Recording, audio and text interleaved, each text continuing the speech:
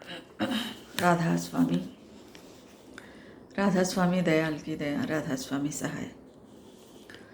तेरी दया का दृढ़ विश्वास हुआ, चरणों में पड़ा निज दास हुआ। तेरी दया का दृढ़ विश्वास हुआ, चरणों में पड़ा निज दास हुआ। करूं बिनती दो कर जोरी, अर्ज सुनो राधा स्वामी मोरी। संसार से सहज उदास हुआ, चरणों में पड़ा निज दास हुआ। सतपुरुष तुम सतगुरु दाता, सब जीवन के पित और माता। ढारस बंधी घट में उजास हुआ, चरणों में पड़ा निज दास हुआ। दयाधार अपना कर लीजिए, काल जाल से न्यारा कीजिए। तब समझूंगा माया का नाश हुआ, चरणों में पड़ा निज दास हुआ। सतयुग त्रेता द्वापर बीता, काहू न जाने शब्द की रीता। सब में अज्ञान का भास हुआ, चरणों में पड़ा निज दास हुआ। कलयुग में स्वामी दया बिचारी, प्रगट करके शब्द पुकारी। विद्या सत ज्ञान का भास हुआ, चरणों में पड़ा निज दास हुआ।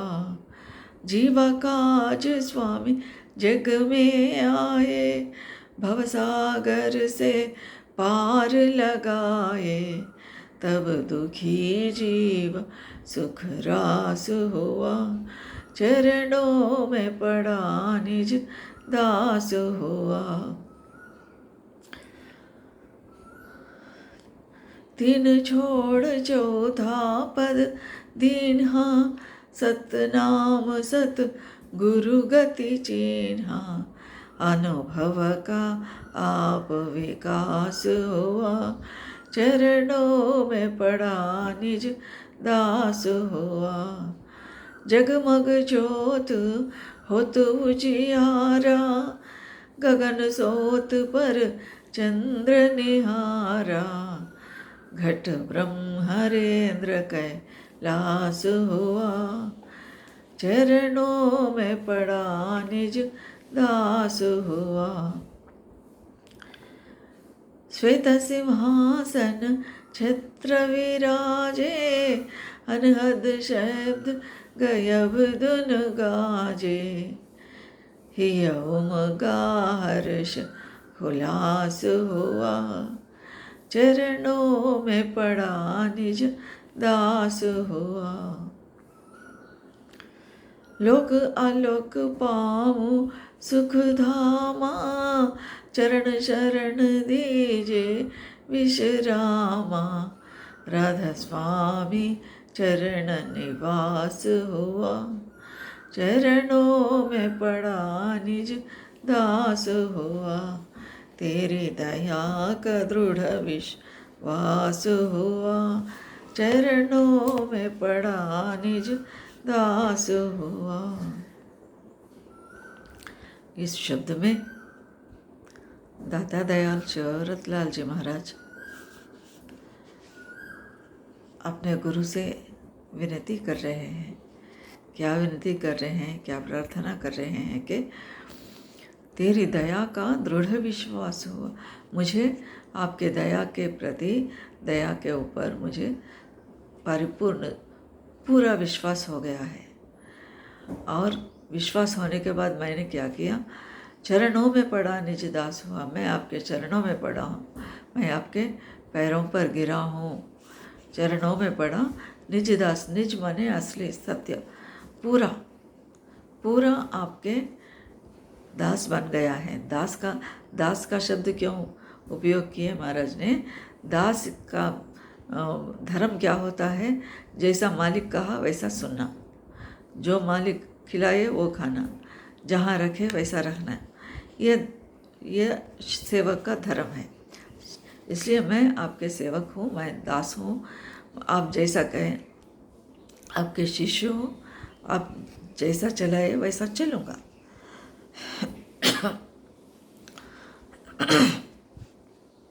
करूँ बिनती दो कर जोरी, दोनों हाथ जोड़कर, कर माने हाथ, दोनों हाथ जोड़कर मैं प्रार्थना कर रहा हूँ, मेरी अर्जी सुनो। आपके सिवा कौन सुनेगा? मैं आपसे प्रार्थना कर रहा हूँ, मेरे अर्जी को सुनो, मेरे दरखास्त को सुनो। अर्ज सुनो। राधा स्वामी मेरी है, राधा स्वामी मेरा है। एक कितना दृढ़ विश्वास है तो ऐसा कह सकते हैं, राधा स्वामी मोरी संसार से सहज उदास हुआ। ये दुनिया के प्रति सहज ही मैं उदास बन गया हूँ। कब उदास हो सकता है? शिष्य दुनिया के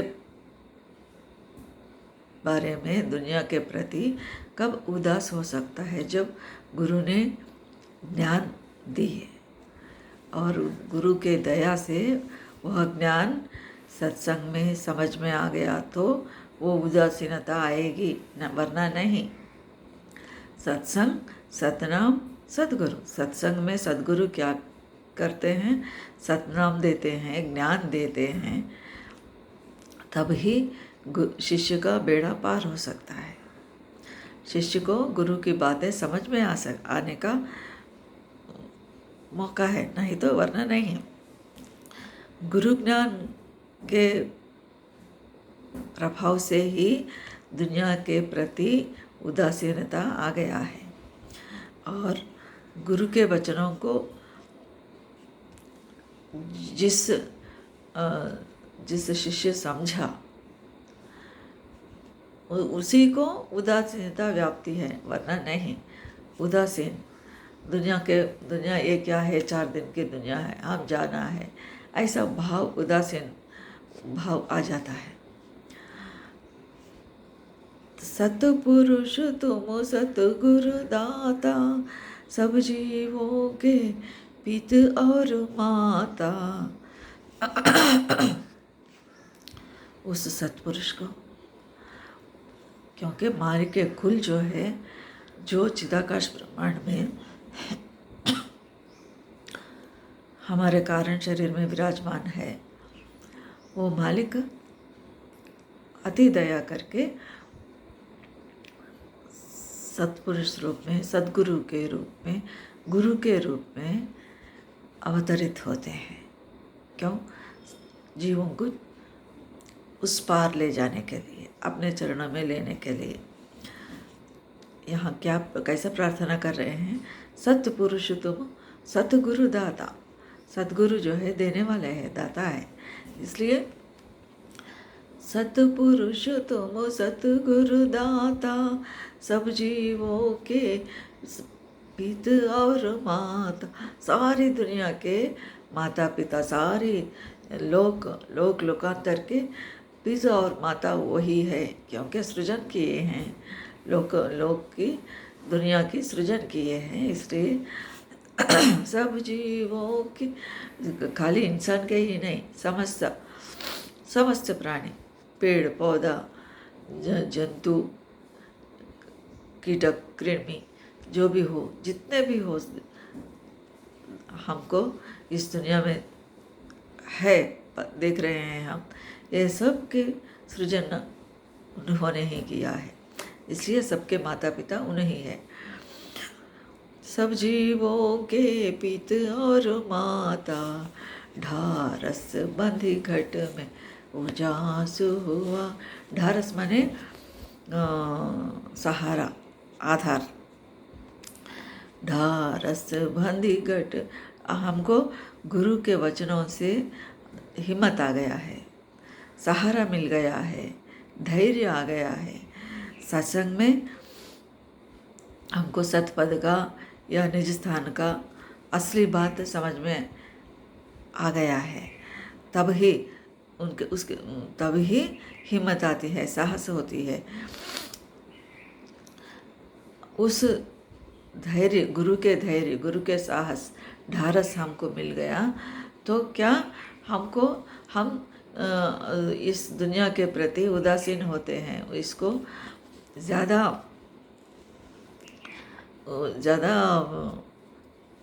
हम उसके बारे में नहीं सोचेंगे। उसके लिए क्यों ऐसा हो सकता है, उदासीन भावना क्यों हो सकता है? क्योंकि शिष्य के मन में गुरु के प्रति जब संपूर्ण विश्वास हो गया तो मेरा अच्छा बुरा गुरु ही देख लेंगे। मैं उनकी शरणागत हूँ, मैं उनकी सेवक हूँ, उनके शिष्य हूँ, उनके भक्त हूँ। मेरा सारी जिम्मेदारी वो प्रभु का ही है, वो मालिक का ही है।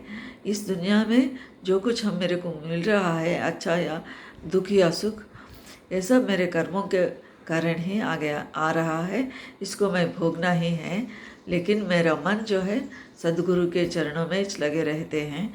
ऐसा शिष्य का मन तैयार हो जाता है। क्यों? सद्गुरु सत्संग में वचन फरमाए थे, इसलिए उस वचनों को सुनकर एक वैराग्य भावना शिष्य के मन में जागृत हुआ है। इसलिए ये शिष्य जो है कदर नहीं, किसी का परवाह नहीं करता। सुख दुख आते भी रहें तो भी उसके हम परवाह नहीं करेंगे। क्यों? क्योंकि समझ आ गया कि ये जो है हमारे कर्म के कारण ही ये सब आ रहा है। चलो चलने दो, मुझे रक्षा करने वाले वो मालिक है। ये जो है संपूर्ण विश्वास आता है, हिम्मत आता है, धैर्य आता है शिष्य को, साधक को। दयाधार अपना कर लीजिए, काल जाल से न्यारा की। दयाधार अपना कीजिए, ये दया का वर्षा कीजिए मुझ पर, दया, और अपना कर लीजिए, मुझे आपके बना लो, मैं आपके हूँ। और दयाधार अपना कर लीजिए, काल जाल से न्यारा कीजिए। ये काल का जाल जो है इससे अधिक अलग कीजिए। ये काल महाराज जो है हमको ये सूक्ष्म शरीर में और स्थूल शरीर में ही, क्योंकि मन को सृजन करने वाले काल महाराज है, काल पुरुष है, निरंजन पुरुष है, वो हमें दयाल पुरुष के चरणों में जाने नहीं देंगे और उनका जाल बिछाएंगे। इसलिए क्या प्रार्थना कर रहे हैं साधक, मुझे ये काल जाल से न्यारा कीजिए, अलग कीजिए, ऊपर ले जाइए, तब समझूंगा माया का। मैं ऊपर चलने के बाद इसका नाश हो गया है, तब समझूंगा माया का नाश हुआ। माया क्या होता है? ये माँ मतलब मापना, या यानी यंत्र। जिस चीज़ को मापते हैं, ये जिस यंत्र से, जिस मशीन से मापते हैं किसी वस्तु को, वही माया है। यानी ये जो है काल पुरुष का सृजन है, मन ही है, मन ही माया है। और हमारे सामने माया के कई पर्दे गिरे हैं मन के सामने, इसलिए हम मालिक का दर्शन नहीं कर पा रहे हैं। और इसलिए शिष्य क्या प्रार्थना कर रहे हैं? दया करके, हे सद्गुरु, दया करके मुझे आपके इष्ट बना लो, आपके शरण में ले लो, मैं आपके रक्षण में रहूँगा। उदाहरण के लिए एक राजा रहता या शहंशाह चक्रवर्ती रहते, उनके सेवक जो रहता है, उनके दायरे में जो सेवक है, अगर वो राजा इस सेवक को अपना बना लिए तो क्या उस सेवक को गरीबी थोड़े ही रहता? राजा खुद इनको अपना लिए तो गरीबी कहाँ रहता? गरीब नहीं रहता। एक गरीब को चक्रवर्ती या राजा अपना कर लिया तो इसकी गरीबी चले जाती है। ऐसे ही गुरु ज्ञान का भंडार है। वो ज्ञान का भंडार जो है गुरु शिष्य को अपना कर लिए, तो शिष्य को अज्ञान कहाँ का, शिष्य को अज्ञान, क्योंकि गुरु ही ज्ञान दिए, गुरु ही असली वास्तव विषय को समझाए। और इसके बाद क्या होता, गुरु समझाने के बाद शिष्य का ये माया समाप्त होती है। मन के ओर झुकना, मन की बात सुनना, ये ख़त्म हो जाता है शिष्य को, जब गुरु अपना ज्ञान पूरा शिष्य को दे देते हैं। सद्गुरु, सच्चे सद्गुरु, संत सद्गुरु, इसलिए संत सद्गुरु के शरण में जाना ज़रूरी है, आवश्यक है। माया समाप्त होने के लिए गुरु शरणागति होना ज़रूरी है। और जब क्या होता, शिष्य बेफिक्री स्थिति आ जाती है, निश्चित हो जाता है।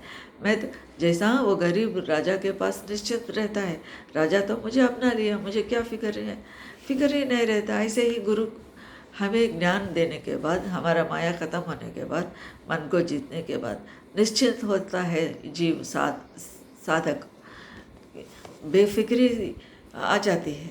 बेफिक्री, बेगमी बोलते हैं उस स्थिति को, बेफिक्र, कुछ उसके बारे में सोचना नहीं।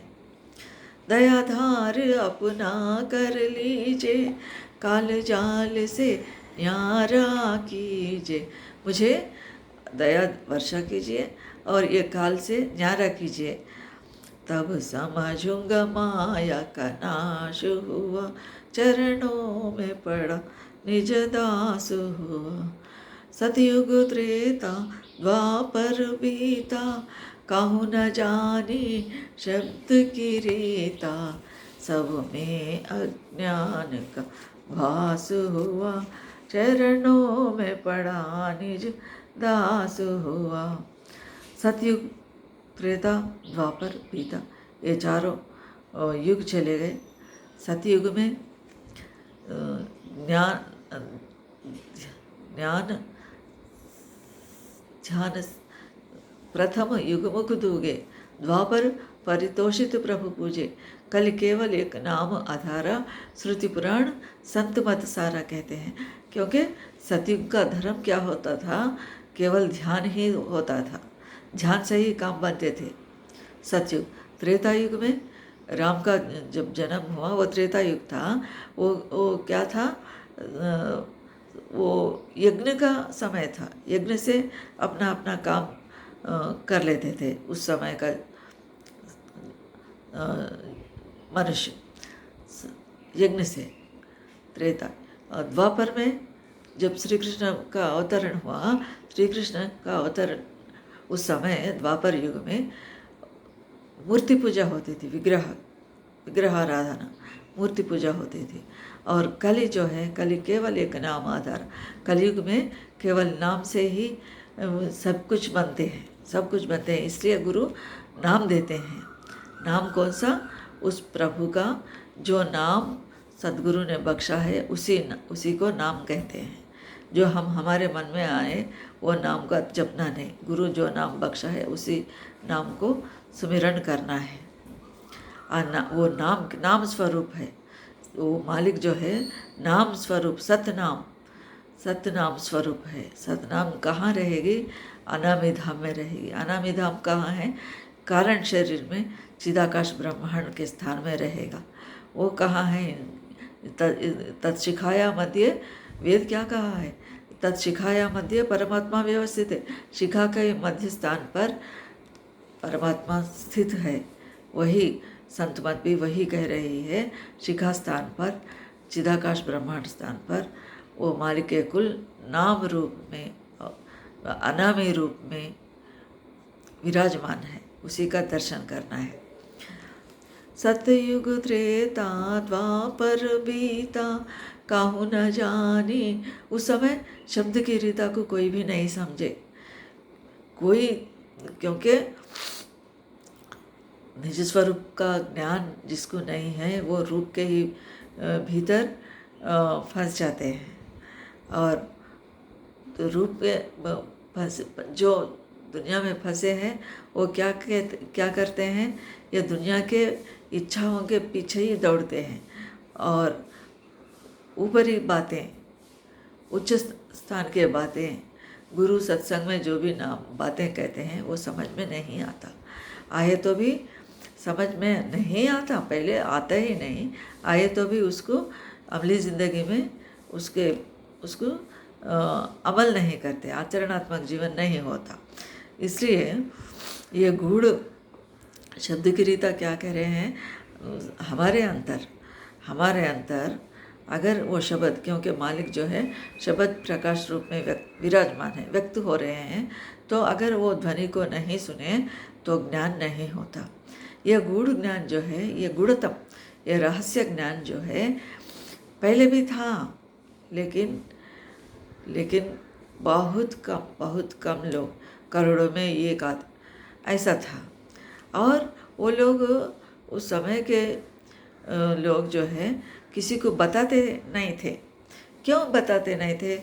क्योंकि ये जीवों में, इस मनुष्यों में अधिकार, ये मनुष्यों में पात्रता नहीं है, मनुष्य अधिकार नहीं है इसको, क्योंकि उसको पाने के लिए भी पात्रता होना चाहिए।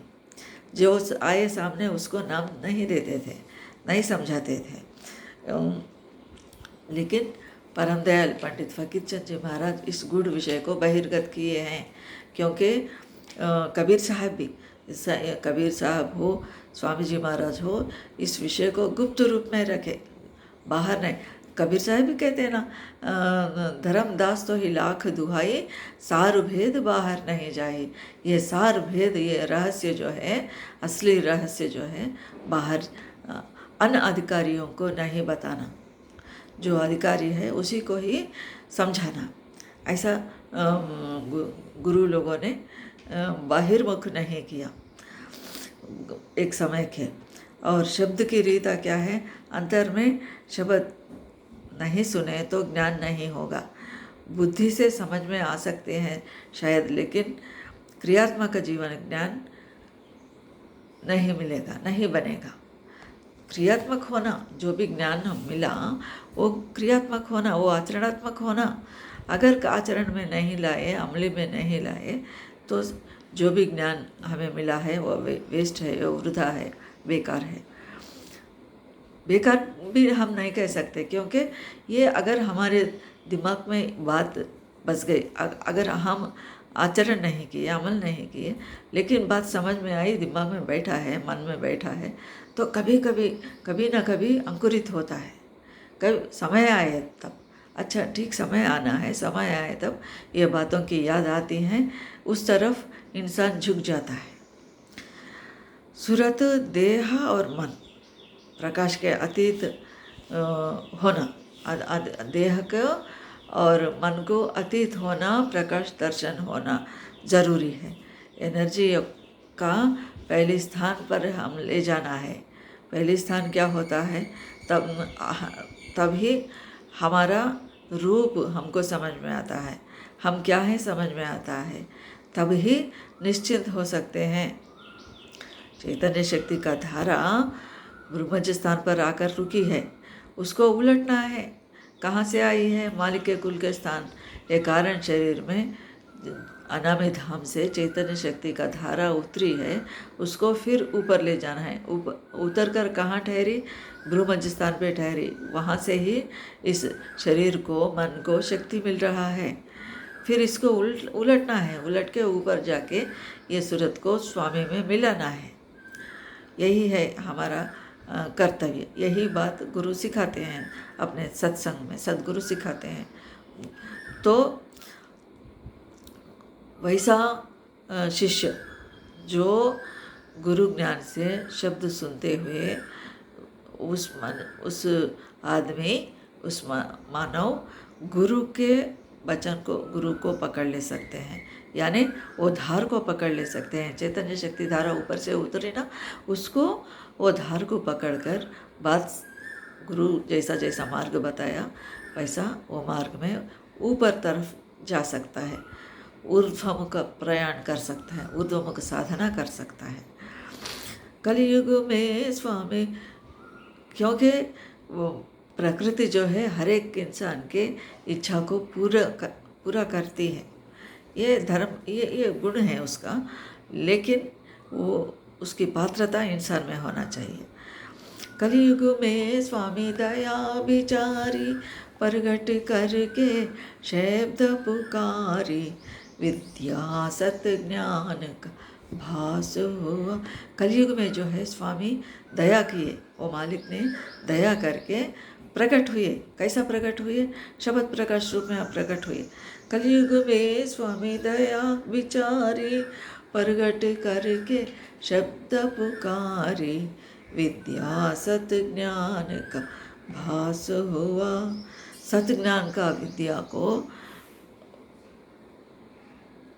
व्यक्त किए, सत ज्ञान का विद्या को शिष्य को समझाए, बोध किए, दिए, शिष्य को दिए। सत ज्ञान का विद्या सत ज्ञान का भास हो। सत ज्ञान का विद्या पता लग गया है। कब? कलयुग में। जीव काज स्वामी जग में आए, भवसागर से पार लगाए, तब दुखी जीव सुख रास हुआ, चरणों में पड़ा निज दास हुआ। जीवों को उद्धार करने के लिए जीव काज स्वामी जग में आए, जीवों के कारण जीवों को उद्धार करने के लिए स्वामी वो मालिक के कुल क्या किए? जग में आए, जग में अवतरित हुए, गुरु के रूप में अवतरित हुए इस युग। और क्या किए? भवसागर से पार लगाए, तभी दुखी जीव सुख को प्राप्त किए, संतोष को प्राप्त किए, आनंद मगन हो गए हैं। भव क्या होता है? अस्तित्व होता है।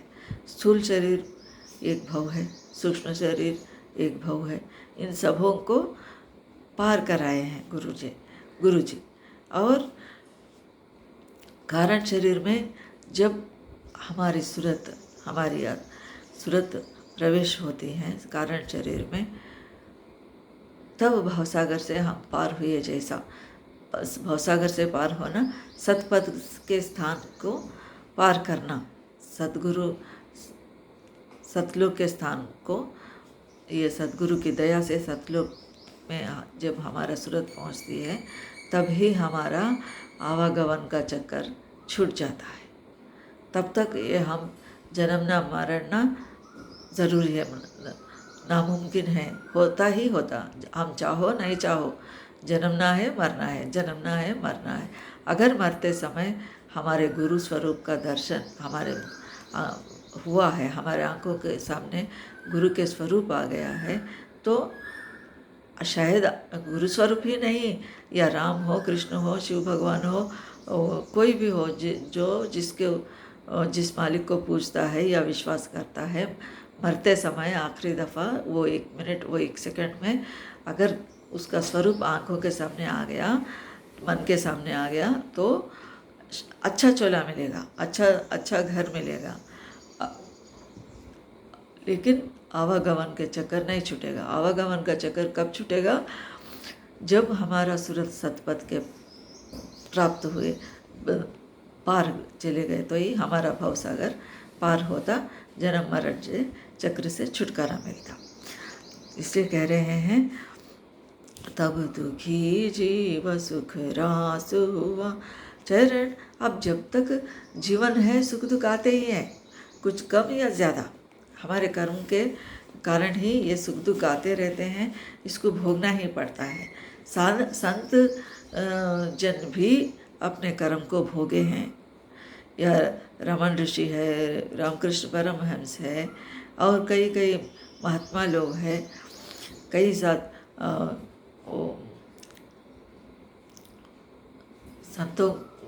संतगण भी कर्म के वश में आकर कर्म का भोगना पड़ा। इसलिए साधारण मामूली इंसान कहाँ के, सबको भोगना पड़ता है, कर्म तो भोगना है। और जिज्ञासु जैसा हुजूर महाराज जिज्ञासु थे, वैसा जिज्ञासु के लिए तड़प जिसके पास तड़प है, जिसके पास प्यास है, उसके लिए ये मालिक हमेशा सहायता देते हैं, हमेशा गोद में लेते हैं, अपना बना लेते हैं। इसलिए अब गुरु के, उस मालिक के, हम उनके बनने के बाद कमी नहीं रहती, उनके ही ध्यान सुमिरन होता रहते हैं। क्या होता, शब्द दृढ़ाया सुरत बताई, कर्म भरम से लिया बचाई। ये कर्म के कर्मों से, भरमों से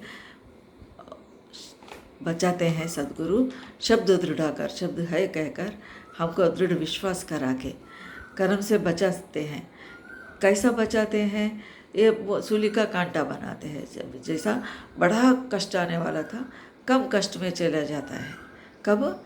इसलिए सद्गुरु की महिमा है। सद्गुरु कम करते हैं, लेकिन कर्म तो हम भोगना है। कुछ कर्म हम भोग कर ही काटना है। कुछ कर्म साधक को त्रिकुटी स्थान, अग्नि स्थान में दग्ध हो सकता है, लेकिन हम वहाँ तक गए तो वो उसके लिए हम आशा रख ले सकते हैं। अगर नहीं गए तो भोगना ही है। इसलिए जिसको चाहे उसको नाम नहीं देते गुरु। जिसके पास पात्रता है, अधिकार है, तो उसी को दिए तो वो बेकार नहीं जाता, वेस्ट नहीं जाता, वो वृथा नहीं करते। वो जो अधिकारी, जो जिसके पास पिपासा है, प्यास है, उसी को गुरु ने नाम देते हैं। और सारी दुनिया के लिए क्या होना है, शुभ संकल्प वस्तु। अधिकारी को नाम दिए तो वो नाम जपता है, वो ऊपरी स्थान के उन्नत श्रेणी में पहुंचा सकता है। और ये सभी स्थान जो है सूक्ष्म शरीर के है, वो क्या स्थान है, भ्रूमज के बाद सहस्रदल कमल है, त्रिकुटी, शून्य, महाशून्य, भंवर गुफा, सतलोक। ये भंवर गुफा तक तो ये ब्रह्मांड शरीर है, स्थूल शरीर है, ये सब पार होना है। इसके बाद ही सतपद आता है, सतलोक आता है। यहाँ ये क्रॉस होना, ये इसको पार करना ही, ये कैसा हो सकता है। ये अधिकारी जो है उसी को गुरु नाम देता है। वो वैसे अधिकारी शिष्य ऊपरी तरफ जाने की कोशिश करता है, सफलता प्राप्त कर ले सकते हैं। और बाकी दुनिया के लिए क्या होना है, बाकी दुनिया के लिए मन पवित्र होना, मन वचन कर्म से पवित्र होना, अच्छे सोबत में रहना और सत्संग में जाया करना, जाते रहना। और क्या करना, उनके लिए क्या उपदेश है, शुभ संकल्प, शुभ संकल्प मस्तु। वेद शुभ संकल्प मस्तु के लिए कहती हैं वेद, अच्छे ख्यालात रखना, क्योंकि अच्छे ख्यालात ही हमारे कर्म बनते हैं। इसलिए अच्छे ख्यालात रहना, अच्छे ख्यालात रहे, अच्छे सोबत में रहे तो सदगुरु के सानिध्य में जाते हैं। उस गुरु जी ने सत्संग में जो बातें फरमाते हैं उसको अमल करने के लिए मन झुकता है। ये है अच्छे सोबत का प्रभाव। तीन छोड़ चौथा पद दीन्हा, सतनाम सतगुरु गति चीन्हा, अनुभव का आप विकास हुआ।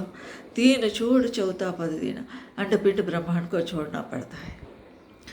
स्थूल सूक्ष्म कारण शरीर में छोड़कर कारण शरीर में पहुंचना पड़ता है, आखिरी स्थाई तक। वहाँ कुछ भी नहीं रहता, वहाँ पे उस स्थान के ऊपर जाना पड़ता है, परमात्मा के स्थान पर जाना पड़ता है। तीन छोड़, पहले तो ये सब छोड़ना पड़ता है। सतनाम सतगुरु गति चीन्हा, सतनाम सतगुरु के दया से तीन से छुटकारा मिलता है, वरना नहीं। अंडपिंड ब्रह्मांड छोड़ना है और देह, शरीर, मन, आत्मा, ये सब क्रॉस करने के बाद, पार करने के बाद चौथा पद आता है। क्योंकि स्वामी जी महाराज का है ना, नाम रहे चौथे पद माई, यह ढूंढ रहे, यह ढूंढे त्रिलोकी माई। ये तीन लोकों में कहाँ ढूंढते हो, नाम तो चौथा पद में है। मैं नाम रूपी हूँ, नाम रूप। तो क्या कहना है, तीन छोड़ चौथा पद दीन्हा, सतनाम सतगुरु गति चीन्हा। चौथा पद का बोध ज्ञान समझ में आने के बाद सतनाम का, सतगुरु का स्थिति, वास्तविकता, सत्यता समझ में आता है। सतनाम और वो शक्ति का एनर्जी का भंडार है। वो मालिक कुल जो है एनर्जी का भंडार है। और वो क्या है, वो सद्गुरु स्थान है, नाम का स्थान है, सतपथ से आगे है। सतपथ पार होने के बाद सूरत निरत में बदल जाती है। अलग अगम अनाम स्थान के बाद वहाँ अनामी रूपी राधा स्वामी धाम है। वहाँ वो धाम क्या है, वहाँ राधा स्वामी धाम में हमें पहुँचना है। आनंद मंगल स्थान है। उस आनंद मंगल स्थान में जाने के बाद विश्राम होता है। शांति तो सूक्ष्म शरीर में त्रिकुटी पार होने के बाद शांति मिल सकती है, लेकिन आनंद मंगल स्थान जन्म मरण से विमुक्ति पाने का स्थान वही है। आनंद मंगल स्थान मालिक के कुल का उच्चतम स्थान राधा स्वामी धाम।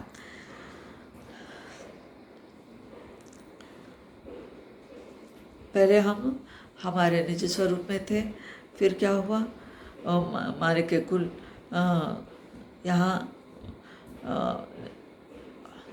सूरत नीचे उतरी है, चैतन्य शक्ति का धार नीचे उतरी है, हम इस दुनिया में फंस गए। फिर गुरु मिला, गुरु असली ज्ञान का बोध ज्ञान दिए, बोध करे, समझाए, सत्संग में सतनाम दिए। फिर हम जो है उसी निज स्वरूप में फिर लय हो रहे हैं, अपने निज स्थिति में मिल रहे हैं। यही है हमारे इस जगमग ज्योत होत उजियारा, गगन सोत पर चंद्र निहारा। जगमग जगमग जगमग हो, वहाँ पे रोशनी चमकती रहती है। साधक के ऊपर हिस्सा, ऊपर हमारे सूरत को जब हम ऊर्ध्वमुख के तरफ ले जा रहे हैं, ऊर्ध्वमुख साधन कर रहे हैं, तो रास्ते में सूरत क्या क्या दर्शन करती है। शब्द को सुनती है, प्रकाश का दर्शन होता है। वो प्रकाश कैसा है, कोटि भानु तेजो रूपहा बोलते। कोटि भानु, 1 करोड़ सूर्य एक ही दफ़ा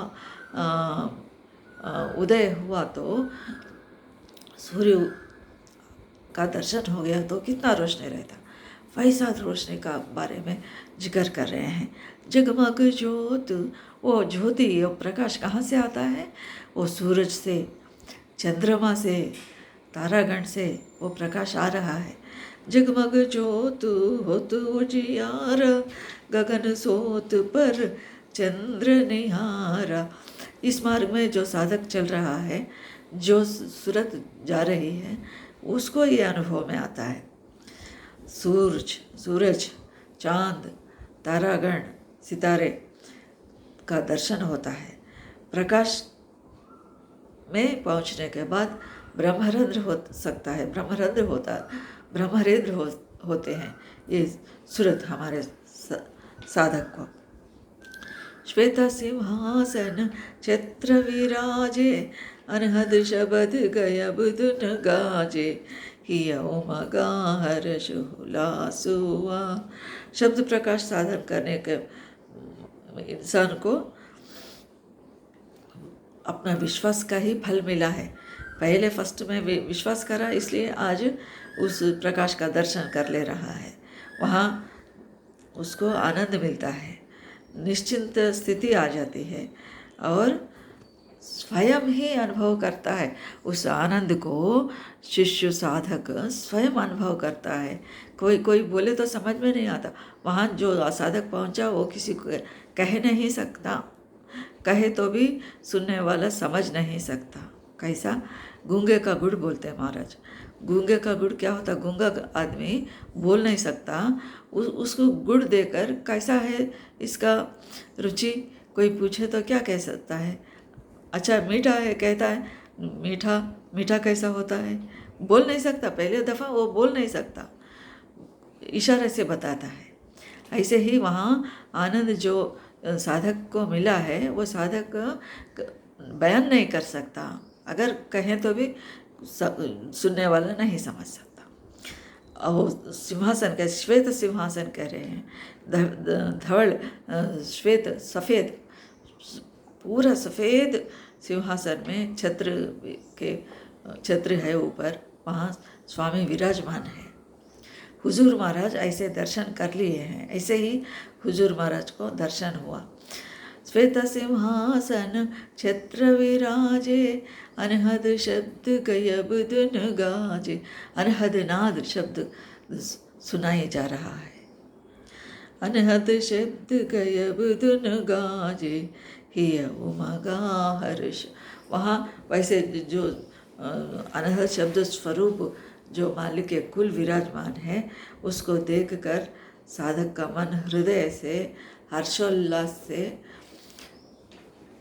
भर गया है, आनंदमय हो गया है, मगन हो गया है।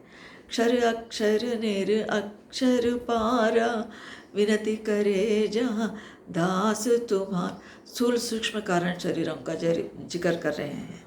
क्षर अक्षर, क्षर बोलकर स्थूल पदार्थ को कहते हैं। जो नाशवान वस्तु है वो क्षर है, ये स्थूल है, स्थूल पदार्थ। और अक्षर जो है संकल्प, सूक्ष्म शरीर, ये संकल्प से काम बनते हैं स्थूल शरीर में। ये संकल्प, ये अक्षर है।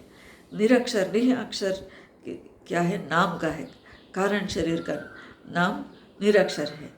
इसको पार होने के बाद ये चौथा पद में जो मालिक है वो विराजमान है, उसका दर्शन होता।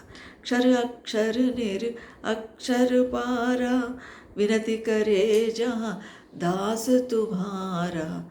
जो दास तुम्हारा विनती कर रहा है, वो दास को ये सब स्थितियाँ पार होते हैं। वो वैसी स्थिति प्राप्त होती है वैसे शिष्य को। और वहाँ क्या, इस सब प्राप्त होने के बाद अकेलापन होता है, अकेला बच जाता है। सब छूट गया है, मोह माया सब छूट गया है, काल का दायरे से अलग हो गए हैं और अपने रूप के तरफ आकर्षित होता है। अपना रूप क्या है? वो मालिक के कुल को शरणागत हुआ है। वहाँ एक अहम नहीं रहता, अहम नहीं रहता। शब्द प्रकाश में जाकर निज स्वरूप के तरफ ये सूरत, हमारा साधक का सूरत आकर्षित होता है। वहाँ जाके उसमें मिल जाता है। लोक आलोक पाओ, हाँ क्या कर रहे हैं? पृथ्वी छुटी गुजर आकाश हो। पृथ्वी माने भ्रूमध्य स्थान को छोड़कर क्या हुआ? गुजर आकाश हुआ। आकाश माने मस्तिष्क कारण शरीर के मध्य स्थान, इसको आकाश कह रहे हैं, गगन कहते हैं। इस तरफ हमारा चलना हुआ, गुजरना हुआ। पृथ्वी छुटी गुजर आकाश हुआ। लोक आलोक, इसके बाद क्या है? लोक आलोक पामो सुख धामा, चरण शरण दीजे विश्रामा। राधा स्वामी चरण निवास हुआ। लोक आलोक पामो सुखधामा, इस स्थिति को जिस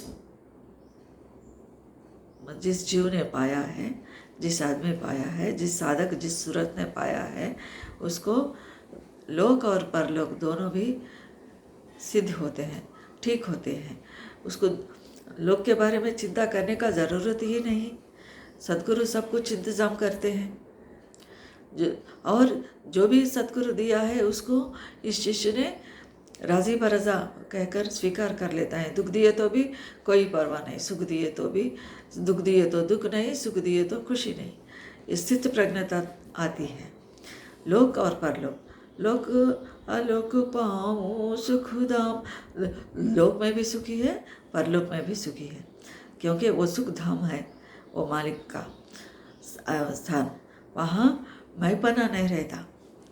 जैसा छोटे बच्चों को अहम या मैंपना नहीं रहता, वो जो है, जो माँ बाप दिया है उसी में खुशी होता है। माँ बाप, उनकी जिम्मेदारी उनके माँ बाप का है। ऐसे ही इंसान का भी सभी जिम्मेदारी वो सद्गुरु का ही है, कुदरत का ही है। वो कुदरत जो है सहायता भी करती है। सहायता करती है, कुदरत करती है, सबको किया, हमको भी करती है। और जीवन में रहते हुए इसमें ये नहीं बसना, ये दुनिया में रहते हुए दुनिया में नहीं बसना ही ये पहली नियम है राधा स्वामी धाम में पहुंचने का। राधा स्वामी धाम में हम पहुंचना है तो दुनियादारी चीज़ों को परवाह नहीं करना, सुख दुख को नहीं परवाह करना और उदासीन होना, ये हमारा वैराग्य भावना आना, ये हमारे लिए हमेशा रहने का नहीं, हम जाना है, ये शाश्वत हमेशा रहने वाले नहीं, हम जाना है बोलकर एक स्थिति आना और इंसान सत्संग में जाना, सद्गुरु के वचन सुनना और उसके ऊपर अमल करना, तभी हमारा जन्म सार्थक होता है। सबको राधा स्वामी।